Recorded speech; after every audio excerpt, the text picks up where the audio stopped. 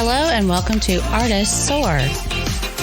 This is a podcast for artists by 3 artists. We discuss all aspects of being artists, the good, the bad, and the ugly. The goal of each podcast is to provide solutions so artists can focus on their creativity and soar above. I'm Rachel Harshenko. Jules McCullough. Stephanie Weaver. Okay, welcome back, everybody. And today we're going to answer all your questions on goal setting. And you'll understand perfectly everything you need to know about goal setting. Isn't that right? Yeah, a couple nerdettes here about goal setting. I was like, don't set the bar high or anything over there. It's like, goal setting, great question. Here we go. I love goals. They are my favorite thing in the world, especially when you actually attain one. Yes. That's when you can hear the crowds inside your head going, oh. And then they're saying, okay, next, Yeah. Like, okay, now what? It's like, oh, what? How do we go about this? Where do you start? Because some people aren't as nerdy, geeky, and love goals and those action items and processes to get to them. And I wouldn't be talking about myself, but they don't know where to start. They're like, where do I go for this? Well, my biggest thing, and I think Stephanie does the same thing, is what is my big dream? What is the purpose to doing what I'm doing? So, my big dream is to live at the beach one day. Mm-hmm. So everything I do is centered around making that happen. And that's where I start, is what that big picture is. Because, if I need to go get a 9-to-5 job and, work at McDonald's, mm-hmm. then that's what I need to do if that works it towards my big dream. Right. It gives my mundane stuff more purpose, if that makes sense. When I first got into budgeting, like 2000, I think it was, I would follow Dave Ramsey's Financial Peace. And one of the first things that he said was, to get in alignment with your spouse on what is the end game. What do you guys want to achieve together? Because when you start thinking about 20 years down the line, both kids are in school, do you dream about paying for their school, their tuition in full? You've got a paid for house. You're going to a trip to Italy. All those little financial goals and play into that envision of what you see you and your family. So that's like the financial aspect. When we start thinking about like our artist aspect, it still plays into that because mm-hmm. the dream is still to go to Italy. It's right. still to have the financial freedom to be able to do all the things that you want to do. So then you start aligning art goals to fulfill and drive towards that dream. Right. And I think that's, if you're just thinking like, okay, I want 20 items up on Etsy. Well, that's great. That's a little tiny step, mm-hmm. but unless you put a full meaning to it, to a greater portion of your life, you're not going to want to do it. So what you're saying is, what's your purpose? Right. What's your purpose? And asking, like, with the 20 things on Etsy, why? Mm-hmm. Why? Why do you want to do that? Mm-hmm. What's your big why? What's your big purpose? Why, mm-hmm. Does it work towards what you're working to? Right. Because if it doesn't work towards, if putting 20 items on Etsy isn't going to get you to where you want to be for whatever that goal is, then why are you doing it? Right. If it can be a mundane little thing, but you have to know the why behind that. That makes sense? Absolutely. Mm-hmm. Yeah. Yeah. And it plays with everything, every single thing mm-hmm. that you want in your life, including health goals. Your health goal that you want to be mobile when you're 80.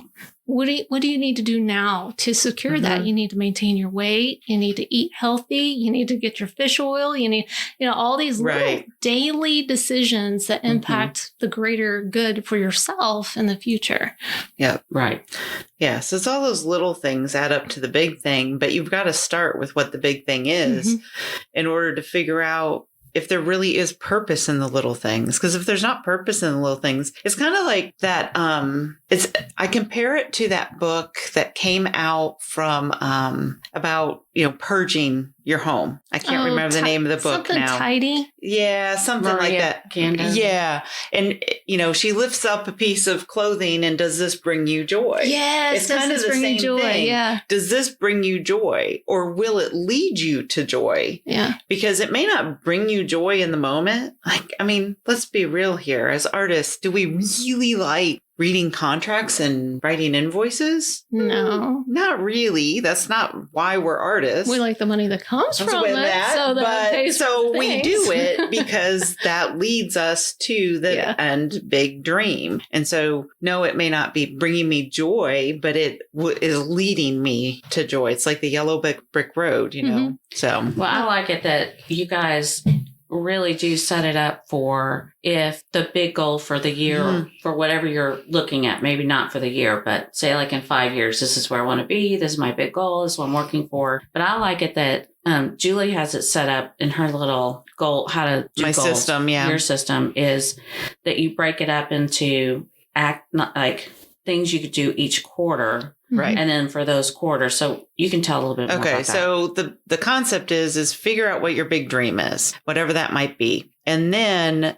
come up with 4 manageable, smart type of goals.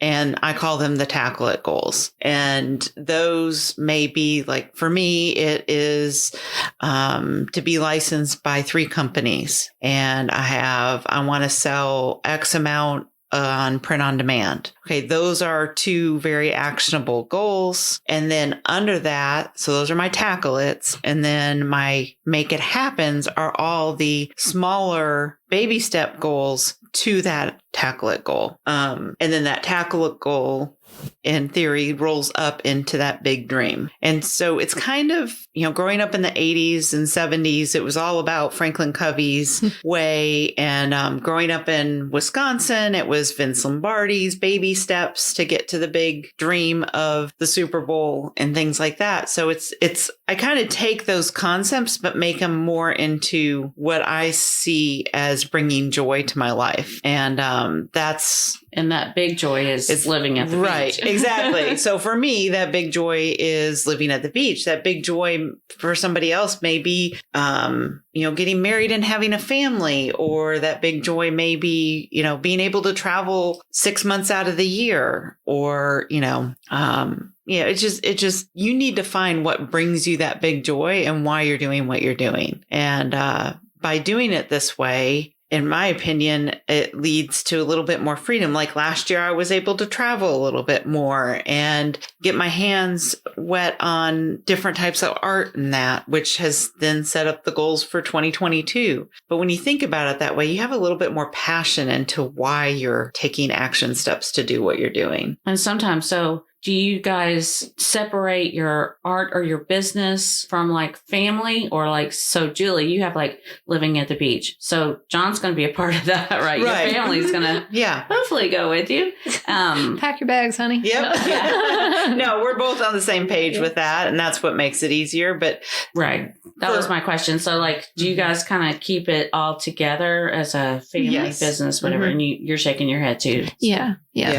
Oh yeah. It's a partner. It's a partnership. Right. It's a partnership and it's all together in one. And for me personally, I don't separate necessarily my personal goals and my business goals. Like my business goals lead me to my personal goals. So like, John wants to retire early. Well, I can help with that if I can sell enough residual or passive income, create enough passive income. So my business goals roll up into the personal from that perspective as well, in creating that passive income. I have a kid that actually I have 2 kids that what they want to do for degrees doesn't necessarily lead them to an in-state college. And, I want to be able to help them with that. So to help them with that, my business goals and my personal goals need to align. That's kind of where John and I, my John and I, we have to, we've already kind of reached a lot of our long-term goals because we did Dave Ramsey too, Stephanie. And so this last year and this year, we're really sort of reanalyzing what our new long-term goals are and things like that, and where our short-term goals are going to be. Right. So Yeah. But I do feel like they go together. If you keep them totally separate, I think as a family unit, you're kind of missing the purpose of being married and a partnership. Yeah. You know? So I like the idea. So how do you look at, I guess, attainable goals and make them, and how do you like look at it, breaking them down into bite-sized pieces or baby steps? So, yeah, for me, it's asking questions. You know, what do I need to do? What's the first step that I need to do? What do I want to do? So, for example, my son's going to start driving here shortly. So we want to be able to buy him a car. And I would like to be able to contribute to that. My husband's, I don't think he's given that much that thought about that, but it's definitely something that I personally want to contribute to. So what do I need to do? First thing I need to do is increase my income. How can I increase my income? Well, I've been thinking about going on Redbubble. Okay. So if I go on Redbubble, what statistically, how many pieces do I need to get up on Redbubble in order to earn income? And so I find that answer. Okay, then break that down. So the answer statistically, and I'm giving you guys a real world example here. The answer statistically is you need 1,000 pieces up on Redbubble, or not pieces. I'm sorry, 1,000 products. Okay. 1,000 products up on Redbubble in order to start experiencing daily sales. So when you break down, okay, so 1,000 sounds like a lot. So if my goal is 1,000 products by the end of the year, I would then break that down. That's 83 products per month. And if I break that down even further into the week, that's like what? One design a week, roughly. Yeah. So just assume that there's 20 products per design. Mm-hmm. And where this all came about was I kind of had the same question is, okay, why am I not seeing success on these print on demand? Okay, let me go analyze the people that are successful. Right. And maybe ask the question to them if I have the opportunity to ask a question. So both those things happened. And I noticed that the ones that were being seen and the one that I asked a question to most of them actually have over 2,000 products. Right. They've got a lot. But there were some that had around 1,000 products that were seeing success. And then I'm like, okay, well, there's my answer on how do I need to sell more on print on demand? I need more products up on print on demand. Mm-hmm. Okay, let's look at the numbers now. If I need 1,000 products on and the average design has 20 products, what's the math on that? Okay. And I've determined that I actually want 100 designs on print on demand. So now if there's 10 months in the year, that's 10 designs a month. Right. Or since there's 12 months in a year, it's around 8 designs a month to get to my 100 designs, which will then in turn lead me closer to 2,000 products. So the products, I was going to just, for someone who it may not be familiar with Redbubble or print on demand yet. Cool. So your products would be something like notepads or posters or comforters, whatever. Mm-hmm. Yeah. So when you go and upload design, there's all these different products that you can select from. Mm-hmm. So my goal is to at least have 20 products per design in order to get the numbers to work. So like Stephanie was saying, it's all about asking questions. For years, it's always been, okay, I want to sell products on print on demand. Right. Well, I wasn't asking any questions to what that meant. How do I get there? Mm-hmm. Yes, I get there by uploading stuff, but what does that really mean? And how do I do that? So instead of asking the why, because I know why I want to do it, now I need to ask the how. And that's where you dig into the little goals. And I broke that down now. Okay, each week I need to put a design on, and that design needs to have X number of products with it. So just a side question. Are you guys concentrating on Redbubble and not Etsy this year? No, or both? All three. Yeah, both. Well, I'm concentrating on 4 actually. Yeah. So I want Spoonflower. I want Etsy, which will be through Printful. And then, which that won't be 20 products. That'll be less than that. And then print on demand will be Society 6 and Redbubble. Gotcha. For me, it's just Etsy and Redbubble. Gotcha. But to kind of go back to this, so that just gets you really the minute goal for that week, right? So you're, posting one design each week on Redbubble.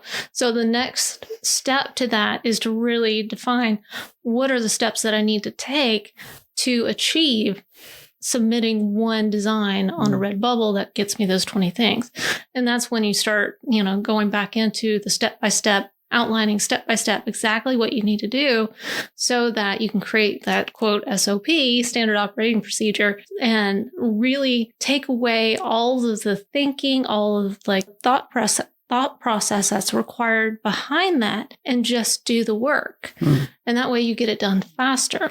So last week, I'm actually doing this now in my little project plan and writing my SOP specifically for Redbubble. I've already got it done for Etsy and all this. And then clocking it, timing. How long does this actually take me? And I actually recorded myself because this is a course that I'm releasing this week actually in the Art Business Membership program, how to get more time in your studio. Anyway, so I actually clocked myself and watched me do it and sped it up. And the full duration of actually doing one design up on Redbubble took 1 hour, but it felt like freaking forever because it was just so boring. But when you look at it in the grand scheme of things, it was just an hour that's leading me towards my end goal of the residual income so that I can pay for my son's car or his car insurance, some sort of contributing factor that makes me feel good for my family. Awesome. Yeah. So you just look at what you want to do. You're like, hey, I want to do more print on demand. And then you break it down, do some research. Yeah.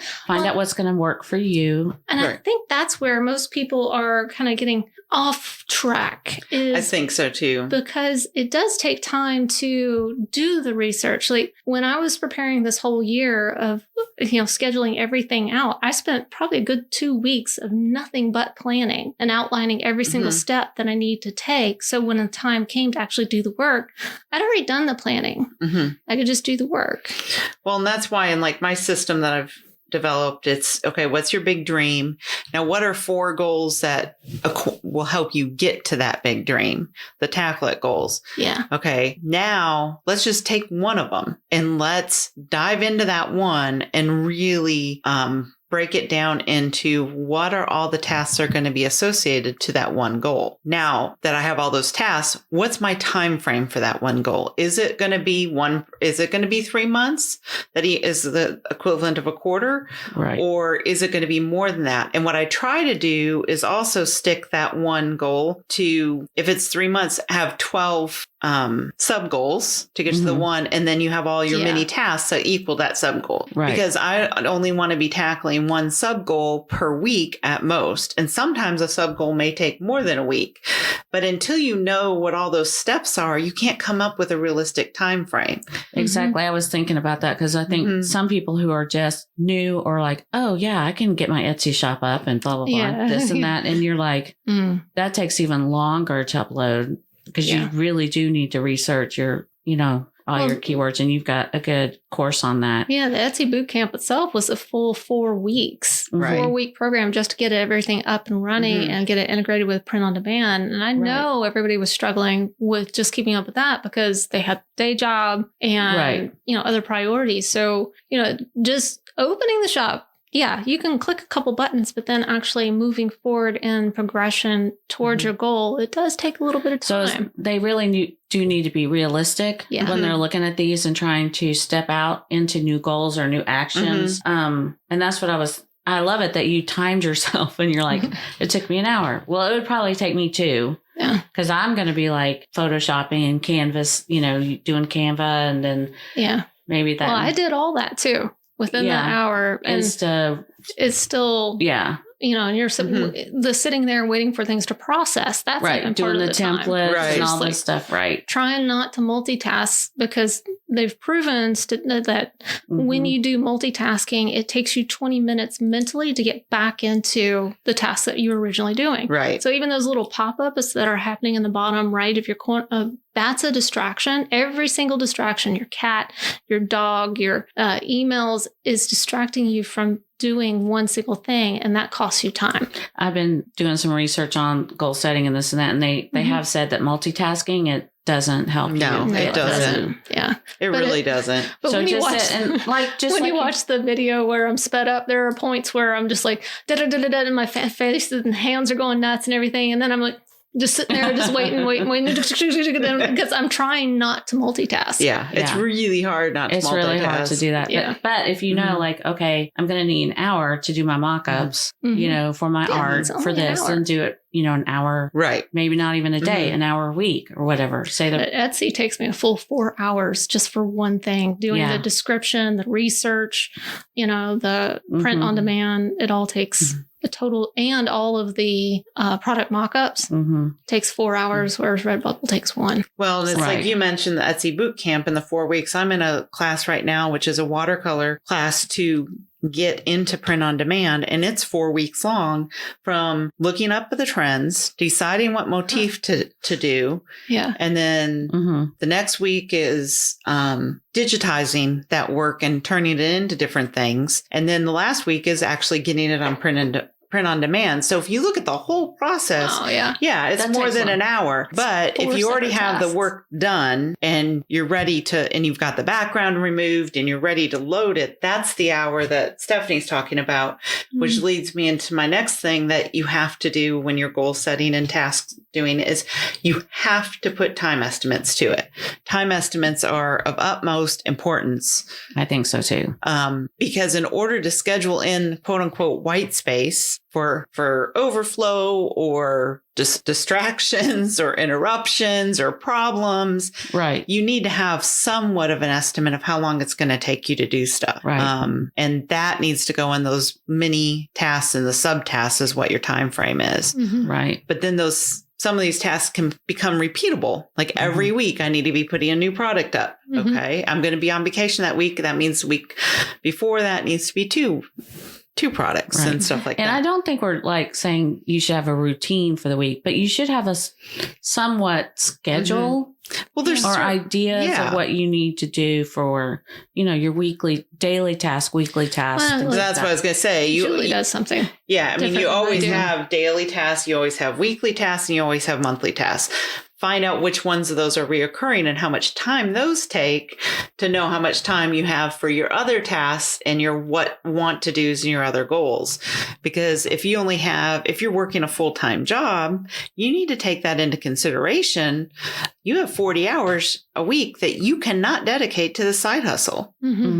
So you've got to set your goals realistically based on what your daily to-dos are. Right. Yeah. And there's only 24 hours in a day. Exactly. But I know Julie has an interesting way of doing things, and in terms of like you have days. Like you'll just pick a day. Today I'm going to write a blog post. Today I'm going to do this. Today I'm going to do that. Where I take mine and it's kind of like project based, and I allocate time based, and I can work on multiple things during the day. So, for example, I'm working on an ebook or a course.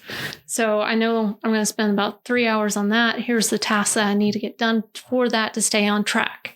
So remember that I used to be a project manager. So this is something that I do. And Julie was project manager too. So this is kind of something that, and so one of my point here is there's no wrong way to do Correct. it. There's a way that you prefer to do. So if you like to batch and say, today I'm only going to, just do Redbubble. I'm going to get 1 to 3 items up on Redbubble. And then after that, I get to go do whatever I want. Right. Or I'm going to write 1 to 3 blog posts for the month of March. And once I'm done with that, I could do whatever I want. Exactly. Right.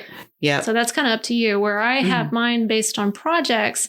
And so I know I'm going to do task 1, 2, 3 today and of this project, and task ABC of this project. Once I'm done with that, I can go do whatever I want. Yeah. And see, and I work more in the batch process because I get too many distractions and interruptions. Yeah. If I set my day to, okay, today I am just going to work on writing.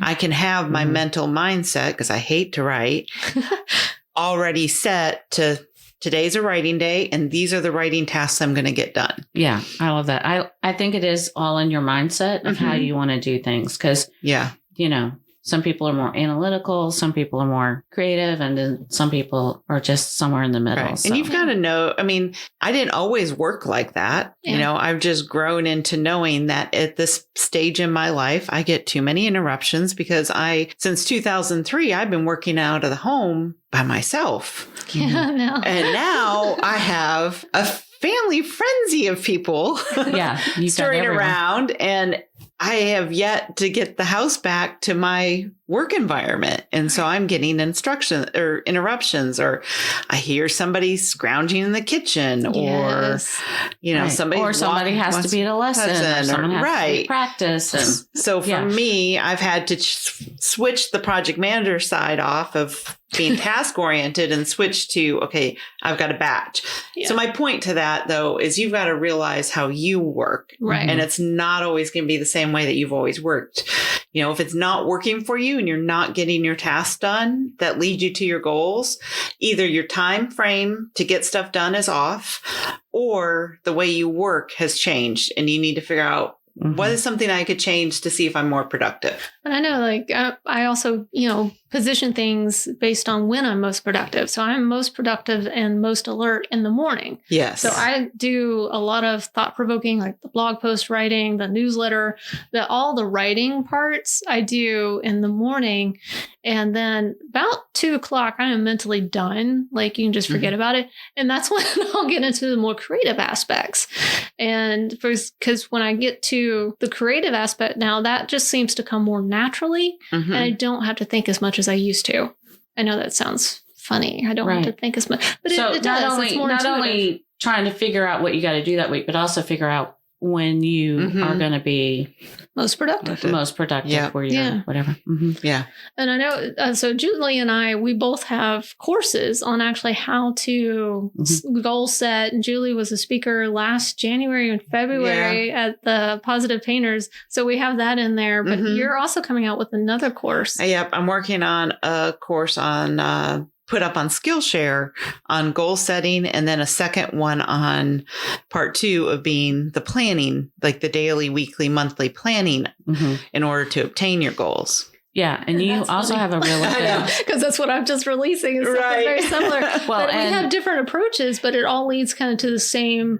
Right. And different. When she and I are talking, I'm like, oh, I just did that. And it's just reaffirming to know that there's a way to do this. And so even if you don't learn from me, Julie might have another way to well, and she also has correlate, a good, relate this stuff. Hers came out from developing her planner. Yes. Right. Yeah, that all came from my planner, which is on Etsy. I have my digital version on Etsy, and have a little couple videos on how to use it. Yeah, those videos are great. Yeah. So I hope you guys got a little something out of how to set some goals for this 2022 year. It's here, whether we're ready for it or not. So we might as well get ready for it, right? Kick this year in the teeth. This is the year, right? Yes. Punch it in the throat. Let's go. Let's go get it. Kicking the shins. Thanks for listening to Artists Soar, a podcast for artists by artists. And if you have any questions, feel free to email us at hello@artistssoar.com. And be sure to leave us a 5-star review on Apple Podcasts so you can get more of us and we can bring in some sponsors to help you and help us.